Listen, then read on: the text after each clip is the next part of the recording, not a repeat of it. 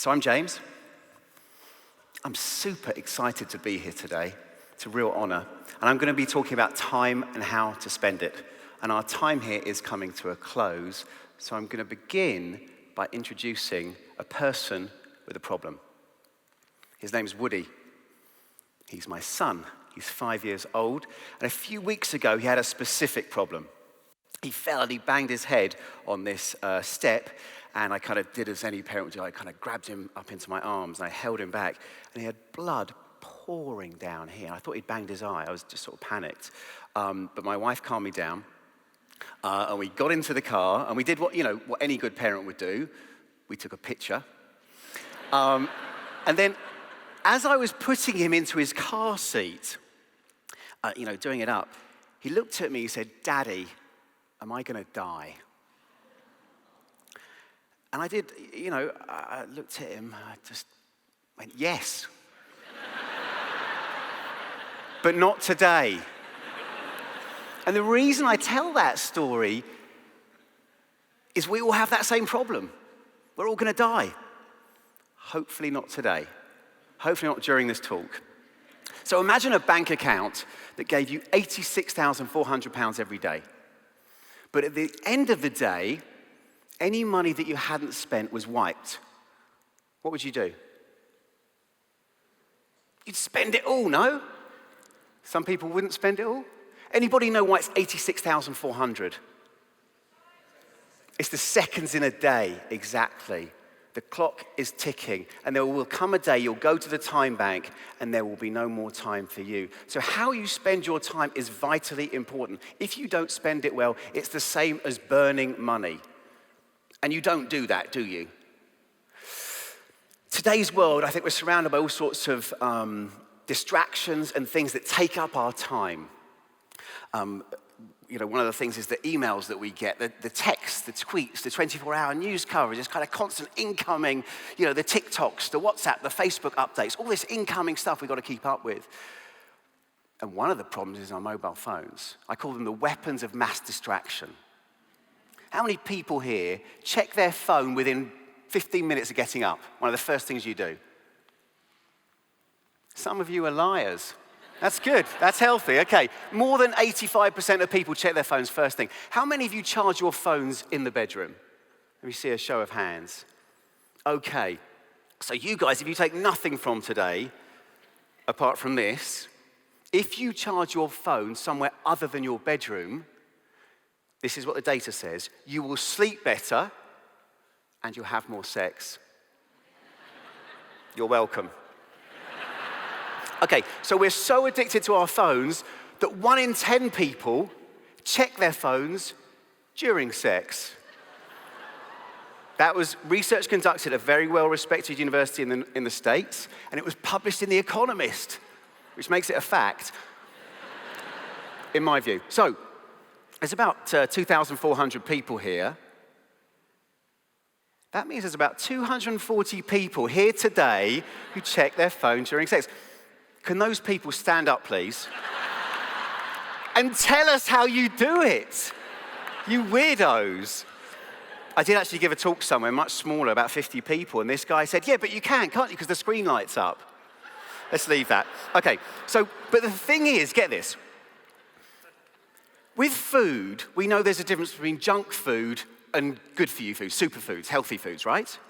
And because of that, we tend to eat more, or we try to eat more good foods, correct? But with time, we don't know the difference. If you didn't know the difference between healthy food and junk food, you'd eat more donuts, wouldn't you? Wouldn't you? All right, only me. If you want to be happier, spend more on experiences and less on stuff, okay? And people would say to me, "Okay, James, that's great. I should spend more on experiences. What kind of experiences should I choose?" And I didn't know the answer. I had an opinion. There are things I like, things I don't like. But I wanted to have a proper answer. So I did what any curious person would do who doesn't really know, and I went and talked to people much cleverer than me. Economists, psychologists, anthropologists at places like Harvard and Stanford and Cambridge and Oxford and the LSE and MIT and NYU and Tokyo University. And what I discovered was that just as there are junk foods, So, and there are superfoods. There are junk ways of spending your time and superfood ways of spending your time. So there's ways of spending your time that will increase your odds of being happier, more resilient, more creative, and more successful. Now, as you know, we may know that eating healthy food is a good idea, but when someone turns up at work and you've thought, I'm not going to eat too much, but someone turns up with a box of donuts and they're free and says, do you want one? We don't always choose the right thing, do we? And then there's a Friday night and you say, I'm going to have 2 drinks and go home. We don't always make the best choice. So therefore, we need like checklists, things to be memorable, to help us, to nudge us. Think about the 5-a-day idea, to encourage us to do the right thing. So I put this together into a checklist, this idea. And if you follow this checklist, stories, as you can probably read there, STORIES. If you follow this checklist, if you aim for each of these things, they're all backed by science, you are more likely to be happy, resilient, and successful. I'd love to talk you through all of them, but we're going to focus on a couple today. And we're going to focus on story. But rather than just tell you about it, I want you to play a game. So if you can stand up in a moment, I'm going to get you to stand. And you're going to talk to someone that you haven't talked to before. And you've got 1 minute to tell a story. It should have a beginning, a middle, and an end. Okay, here's the hard part. It should be about a time when something went wrong for you, or you did something bad. Who here now wishes they hadn't come to this talk? Just so you know, I've done this quite a few times over the past year, and it works. You are going to enjoy this. Just so you've got a little chance to think about the story you're going to tell. I was at one event, and this girl, about a 23-year-old, told a story about how she was in a boardroom with her boss, and they were presenting to their key client. She had the presentation on a laptop. She plugged it in. She opened it up, and what was on her laptop came up on the big screen. What do you think it was? There are some people in this room with some very bad ways of thinking. It was a letter applying for a job. Okay, so you have 1 minute, you'll then hear a bell, and you swap round and the second person tells their story. Ready? If you can stand, please stand and let's go.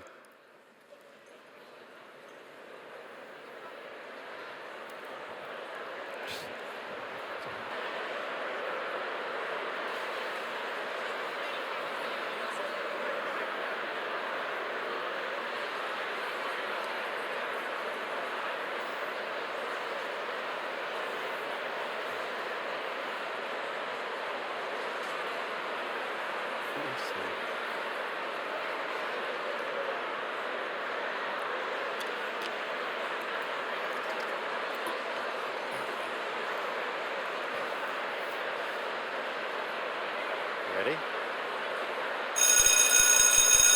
Okay, and the second person. Second person telling their story. Yeah?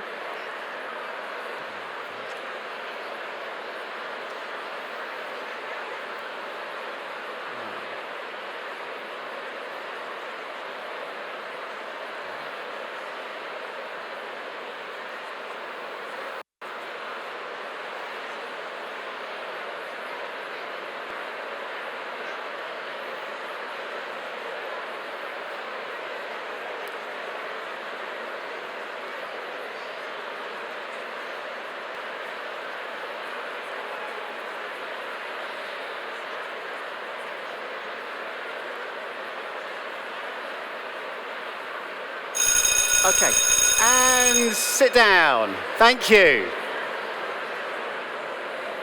And sit. Now, you thought that was going to be awful, didn't you? But wasn't that fun? There's a very simple reason for that. We are hardwired as humans to love story. It's an evolutionary adaptation. Just as we love salty, fatty foods, the thrill of the chase and sex, so we love story. This works. Neuroscientists have figured this out. It works in a very simple way. When you tell a story, the person who's listening to you, the neurons in their brain fire the same as yours. They call this mirror neurons. That's the basis for empathy. Empathy leads to connection, connections to relationships, relationships to happiness, happiness to success, and all that stuff makes you more resilient too. Isn't that awesome? Story is a superpower. It doesn't matter what story you tell, if you tell a story, you will connect with other people. You are more likely to lead them to war, in business. But there's a type of story that you can tell that is more likely to fire up their mirror neurons. It's called the hero's journey. This is how it works. Good fortune, ill fortune. Good fortune when you're rich and healthy, your family love you, your team has just won the Premier League. Ill fortune is when Liverpool's about to win the Premier League. Or your team has just been banned from the Champions League. Okay, so what happens in these stories, this classic story, every culture in the world tells stories in this shape. It's the story of the Battle of Britain. It's the story of Thanksgiving. It's the story of Cinderella. So think about Cinderella. She has a mum and a dad. She's the hero. Then her mum dies. Remember the story? Then her dad remarries. Remember that bit? And then he dies too. Awful. She's in the hole. Things are terrible. She lives with her stepmother and her sisters. But then, a bit of fuss with the slipper. But she meets the prince and happily ever after. You know the story, yeah? Now just imagine for a moment if Cinderella hadn't have lost her mum and dad and had just lived with her mum and dad, met the prince, happily ever after. What kind of story is that? It's a rubbish story. And the thing is, the reason that every culture in the world tells stories in that shape is because it resonates for us. It's the story of our ancestors who had to cross rivers and oceans, who had to deal with cold nights and ice ages, or fight off enemies. And it's all of our story, because we've all messed up. Things have gone wrong for all of us. Let's go to intensity. So we make a mistake when we think about happiness. We all have this kind of fantasy that life's going to be great when we've done the work and our feet are up on the sofa or on the sun lounger. But it turns out we're wrong. We're much happier when we're going through some sort of really intense experience, like surfing, like being in a jazz band, being intense and in the moment and focusing. The awkward thing about this is you can't always be surfing. You can't always be in a jazz band. You might be doing something else. But you can design flow. There are 8 rules you can use. So the first one is delete distractions. It's the Dark Funk rules. Makes me think of Daft Punk. How about you? And dancing in a massive hall with loads of people. So delete distractions, put your phone down, turn your phone off. Be active, especially if you're physically active, like if you were dancing today in this hall with everybody today. You know where this is going, yeah? The R is really important because the lights are going to come up in a minute, and this is about risk. Risk is key. Creative risk, physical risk, like when you're climbing or something, and social risk, like you might embarrass yourself. Now, I'm a British man, so I can't dance. And some of you will also feel that you can't dance too, but that's okay. We're going to do this together. And to make it less awkward and more fun, we're all going to dance the same. You with me? I don't know the guys at Daft Punk, but I know this guy. So everybody, if you can stand up, if you can, please. We're all going to dance together. You're all going to copy me, and then I'm going to choose someone else, and someone else is going to lead us. Are you clear? We are going to do silly dancing together, because this is an experience of intensity which will lead you to be happier. Okay, we'll go. Ooh, I get a queasy feeling when I see my brothers reeling. Don't you think that 18 pints is enough to help you strut your funky stuff? Yes, I get an uneasy feeling when I see my brothers eating. Fitting in a carry on the way to the club. Well, they just can't get enough. My friends can't dance, but if you want to, Okay, sorry. The happy ending is Woody's fine. He's in his Elsa dress, his eye's okay. We waste too much of our time today. There are junk food ways of spending our time which waste your time, the precious seconds, hours, and days you have. But there are superfood ways of spending your time that will make you happy, resilient, and successful. It's the Stories Checklist. Thank you. Oh. Great dancing, by the way.